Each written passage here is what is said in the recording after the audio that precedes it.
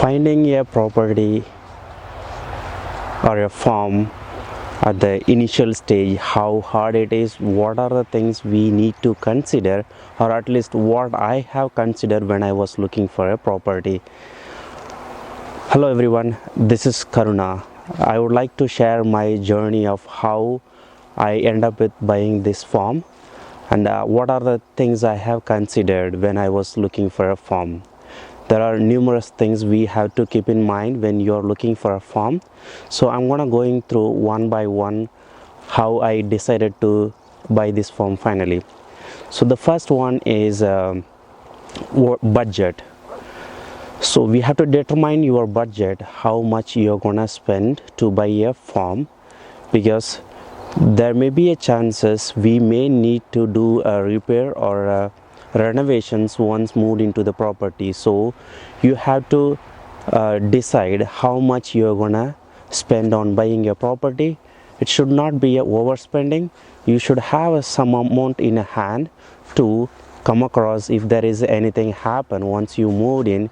We have to able to fix those things, and maybe the initial investment to buy farming requirements like buying machineries or maybe compost, those and all, it may cost you a lot when you start doing the farming at the first place. So we have to keep that in mind to have some money in your hand once you buy the property. So you have to plan accordingly what will work for you once you moved in. So the second one is locations. So you have to decide, or at least what I was followed is, it has to be a suburban area so that you could able to commute to the city in a 5 to 10 minutes of time, and having nearby a school and medicals, those should be really accessible. So you should have those in the consideration when you're looking for the farm. If you look only for the farm specific, there are chances in the medical emergency or maybe your daily routine to the school, it may be really hard. So when you're looking for a farm, you have to consider schooling and other amenities. Whatever you're looking for, it should be nearby. So that is the second thing I would recommend. And then the third one is the size of the property. So if you are looking for a small market garden, then you have to decide how much size you are gonna do, how much help you can get it from others like friends or family. So based on that, you have to decide what size of the property would be ideal for you. There are cases, if you are a single farmer, you are the only person going to work on that farm, like me. Some cases you have to have a very small space, like 2 acres, maximum 3 to 4 acres. You could able to run by yourself if you have a kind of planned way of doing the farming. Otherwise it is going to be really hard. You may have a lot of land which is not going to be used. So you have to keep that in mind.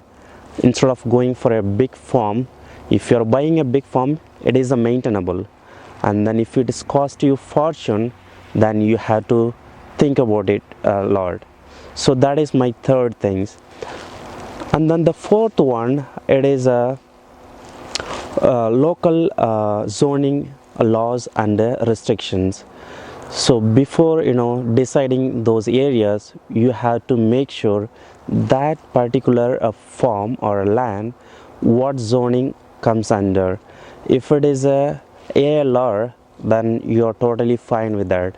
If there are other restrictions in place, you may not able to have the livestock, or you may not able to grow something.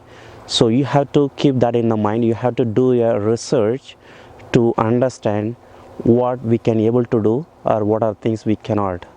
So you have to have that in mind, and make sure clearly understand before deciding to buy a farm. And then next one is about the land type. So if you are planning to do a livestock, Mostly we don't need to consider about the land type, probably I think. But if you are planning to do a market garden, then you have to think about what is the soil type. Preferably I would ask to verify the land, how it looks like in the winter.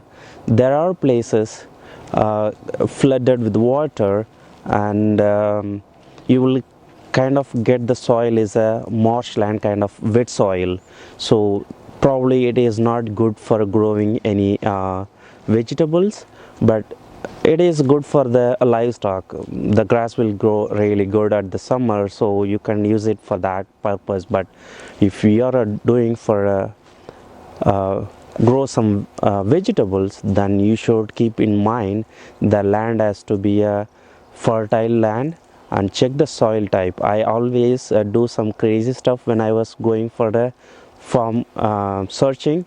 I always dig the soil and see is that a clay kind of things, or it's a dark soil, or it may be a small crystal kind of rock soil, to understand what are things we can able to do. My realtor always look at me and laugh whenever I do that, because that is the very important things. If you're thinking to buy a land which you want to use it for the growing vegetables, you should have a kind of really good soil. And then the next one, finding a good realtor.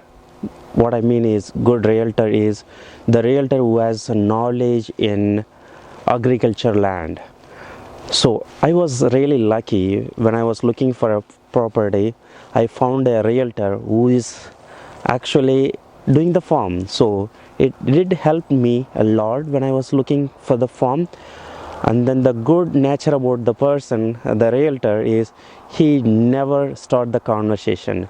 He just always keep quiet and let us explore what are things we are looking for. If there is any questions comes up, he will be ready to answer those questions, until unless he don't interfere with you much. That gave me the freedom of what actually I was looking for. As well as the realtor should be more patient. So if you look for a right property, there are chances you may need to visit multiple farms. Approximately I visited at least a minimum of 16 to 20 farms, and I gave offer to quite a few of them, maybe 3 4. So the realtor has to be more supportive, and you should find a really good person when you are looking for a farm, because it enables you to find the right property. And then the next thing is water, I would say. Water is the key thing for the farming. So when I was looking to the property, I just asked more questions about the water, how much we get in per minutes of time. So as well as you can check with the neighbor farmer if you could, and find out how the water supply in the summer. Because if you are looking for the property, if you end up within the winter, you feel like you are getting enough water, but there are chances in the summer you don't get enough water. So you should ask around and find out how the particular zoning is has a good enough water in the summertime, so that your crop can survive. You can able to give enough water. And the third thing is next thing is house inspections. Because if you are buying a farm, probably it's a suburban, so you should be have a kind of nice house without much problem. So you have to have inspections on the house to find out what is the roof life, and what is the material they have used for constructions, how good it is, those kind of understanding. If you get a kind of good feedback from the inspection, then I prefer, like, that's a good way to go, because instead of looking ourselves and find out what it is, it may not be a right thing to do. Sometimes we may look things differently than the inspection. So I did the inspections for the house, as well as I tested the water. There is other thing I would like to mention here. So there are chances we may get a water not suitable for drinking, or maybe it has some kind of things the hardening the water. So you have to get the water not from the tap, right from the bore well, so that you could able to identify or get the tested out what are the things in that soil and sorry, on the water. It gives you a clarity of it's a good water or not. So for me, I did a couple of things. I have a friend who is a scientist. He know how to see those results. I gave the water to the local testing, and I got the result. I sent the result to my friend, and then the board also initially they said the water is good for drinking, but it's a little bit of hard water, but it's totally fine for drinking. And then I did a double verify. I sent it to my friend who is specialized on that. He saw the report. It is really good water, so you don't have need to worry about anything. But you can use the water softener and then some other things to keep the water really soft, and then it is good. And that's how I end up deciding, okay, it's a good water. And yeah, those are the things I can think of. I was going through when I was searching for the farm. Yeah, finding a farm is a rewarding thing. It gives you a kind of pleasure, and finding the right one, what you're looking for, it is a great. Um, yeah, that's pretty much I would like to share on this video. I hope you have all enjoyed hearing the story. See you next time. Thank you so much for watching. Bye for now.